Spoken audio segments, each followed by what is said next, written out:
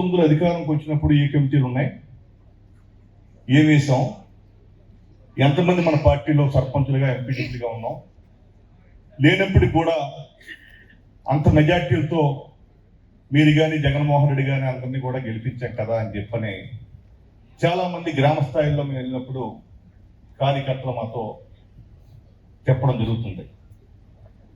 కానీ ఈ పార్టీ స్వర్గీయ రాజశేఖర రెడ్డి గారు ఉన్నప్పటి నుంచి కాంగ్రెస్ నుంచి ఉద్భవించి వైసీపీ పార్టీగా ఇవాళ విస్తరణ చెంది ఈ రాష్ట్రంలో ఈ పార్టీలో కొనసాగుతున్నాం.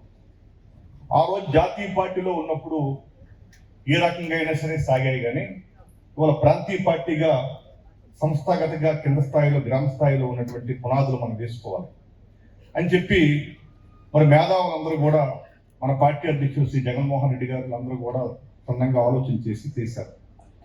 చేసినప్పుడు కూడా కార్యక్రమాలు ఎక్కువైపోయాయి మధ్యకాలంలో. ఏమిటంటే రచ్చబండ కార్యక్రమాలు జరిపించి చేయాలని చెప్పి అంటున్నారు.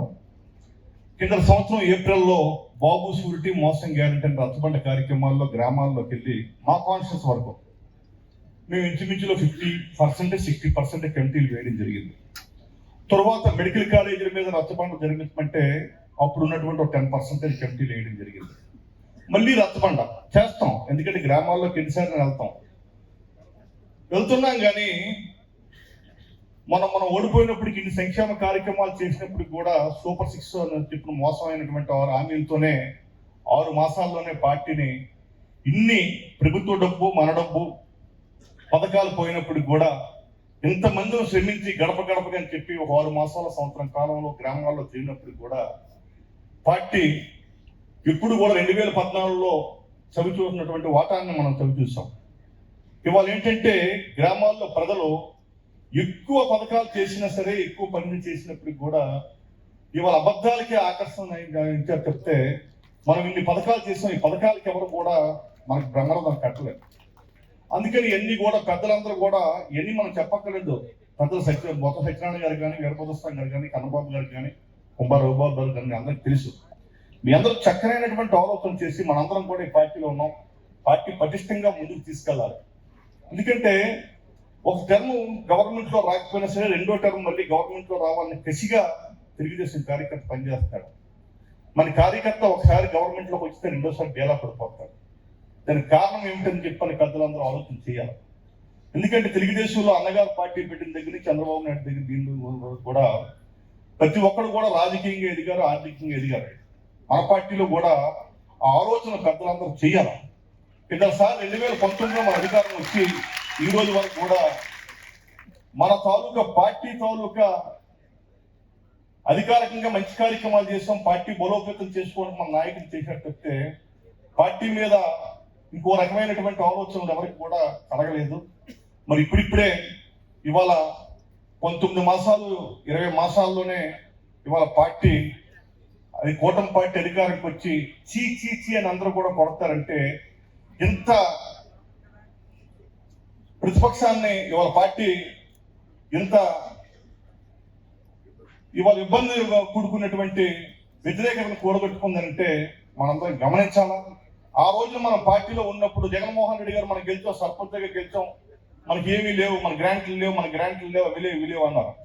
మరి ఇవాళ మనందరం కూడా మళ్ళీ వెనక్కి తీసుకొని ఏదైనా జగన్మోహన్ రెడ్డి మంచోడ్రా. ఇవాళ మొన్న పండగ చూసాం, సంక్రాంతి కానీ, మొన్న తోల క్రిస్మస్ కానీ, అంతకుముందు ఉన్నటువంటి పండుగలు కానీ, ఇవాళ పండుగలు చూస్తే మన విజయనగరం అంతా కూడా ఒక పండగ వాతావరణంలో అన్ని కొట్లు కానీ, అన్ని తోలకి షాపులు కానీ, అందరూ అక్కచెల్లు అందరి చేతుల్లో కూడా డబ్బులు ఉండేవి. ఇవాళ డబ్బులేనంటే ఎవరి దగ్గర లేవు. మన బాలాజీ మార్కెట్కి వెళ్తే ఏమండి పండగ వచ్చింది, పండగలో ఏదో మేము బట్టలు తీసి పంపిణీ చేద్దాం గ్రామాల్లో అని చెప్పని. ఏం లేదండి, జగన్మోహన్ రెడ్డి గారు ఉన్నప్పుడు ఏదో అనుకున్నాం, ఎందుకో డబ్బులు లొక్కేస్తారు, అందరికి వేస్తారని చెప్పని.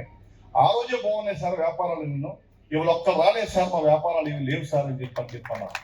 దానికి కారణం ఏంటంటే అందరూ బాగుండాలన్నటువంటి ఆలోచనతో మా నాయకుడు కొన్ని మంచి పనులు చేసినప్పుడు కూడా మన పార్టీ శ్రేణుల్లో కొంత మనం మన పార్టీ నాయకులకు కానీ, శ్రేణులకు కానీ, ఎమ్మెల్యేలకు కానీ, మంత్రులకు కానీ, మాకు కానీ, మీకు కానీ మనల్ని తగ్గించి పేదవాళ్ళందరినీ పెంచాలన్నటువంటి ఆలోచన మంచి కార్యక్రమం చేసినట్టు చెప్తే చెడు కార్యక్రమం కాదని చెప్పని సమయంగా మీకు మనం చేస్తాం.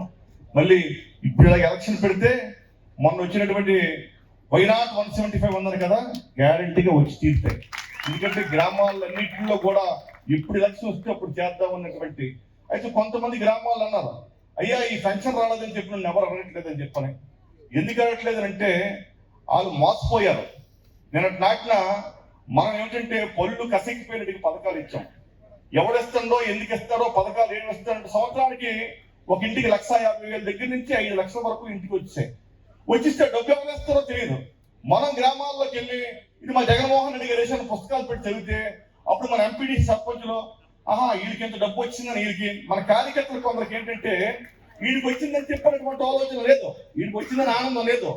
గత 2014లో వీడు మాకు ఇంటి బిల్లు లేదు, మా నాన్న మా తాతయ్యకి ఫంక్షన్ తీసాడు, అలాంటి ఇంటికి 2 లక్షల రూపాయల పథకం వచ్చిందా, ఇదేం పథకం, ఇదేం జగన్మోహన్ రెడ్డి పరిపాలన, ఇలా తెలుగుదేశం వాడికి కూడా పథకాలు వేసాడని చెప్పని వీడికి వచ్చినటువంటి ఆనందం కంటే వాళ్ళకి వచ్చినటువంటి బాధలకు ఎక్కువైపోబట్టే ఎలక్షన్ నాటికి మూల కూర్చొని మూడింటికి చేశారు. ఎంత మనం తోద్దామన్నా సరే ఎవరు తోయట్లేదు, రావట్లేదు, ముందుకు ఎలక్షన్ ముందుకు రాలేదు.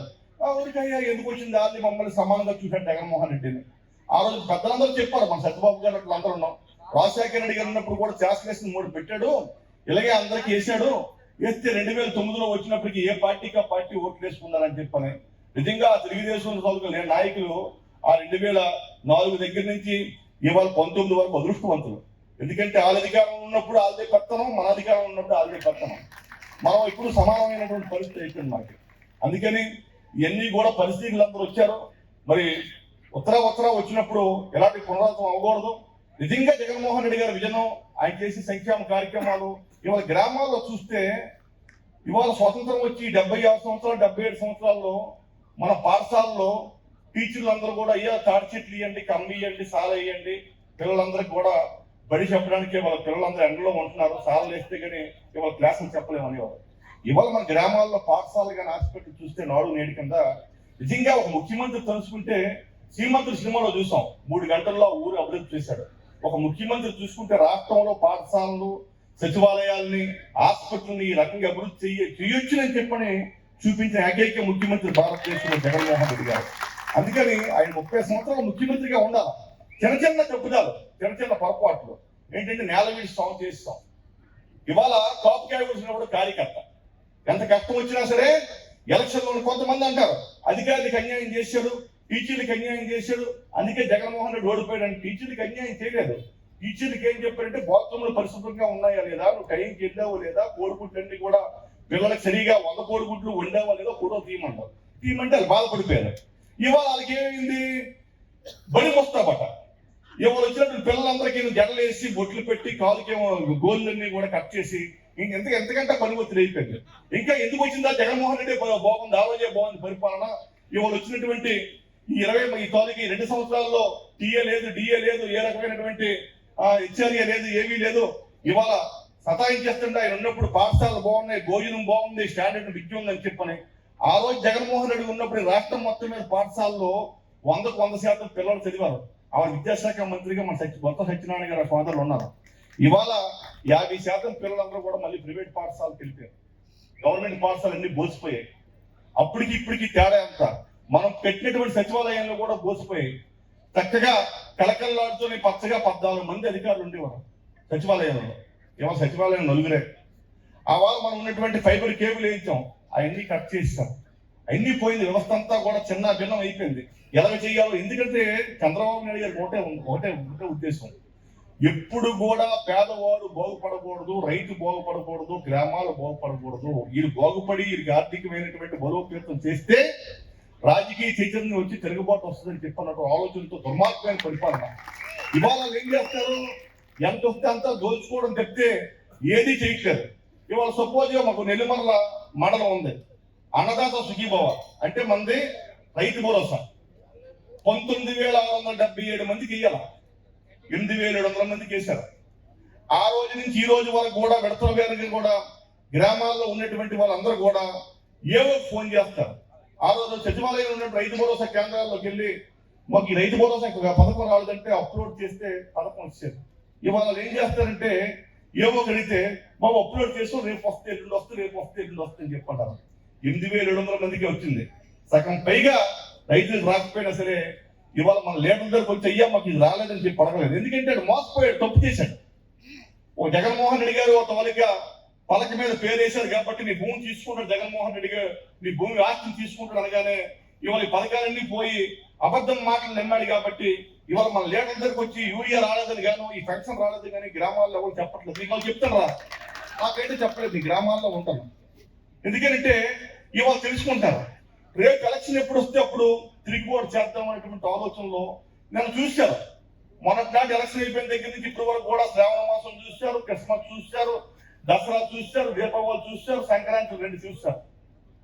సగపడిపోయింది. జగన్మోహన్ రెడ్డి గారు ఈ పార్టీ విడివేయడం తెలిసింది. మన ప్రమేయం లేకుంటే వాళ్ళు నేరుగా అందరూ చేశారు. ఎవరు ఎక్కడ డబ్బులు తప్పడిపోయింది. మళ్ళీ పాత పట్టే వచ్చింది. అందుకని మనందరం కూడా మన అన్న అరసన్న ఏవైతే చెప్పాడో గ్రామ స్థాయి మన నెల్లిమర్ల కాన్స్టిట్యూన్స్ వరకు కూడా మనం అటు పోస్టుపేటరాగా నెల్లిమర్ల వరకు కూడా ఇంచుమించులో 80% వరకు కమిటీలు మన గ్రామాల్లోకి వెళ్ళాం, వేసాం. అయినప్పటికీ కూడా అప్పటికిప్పుడు ఏప్రిల్ మే నెలలో వెళ్ళాం. మొన్నట్టు కూడా మెడికల్ కాలేజీల్లో దీనికి వెళ్ళాం.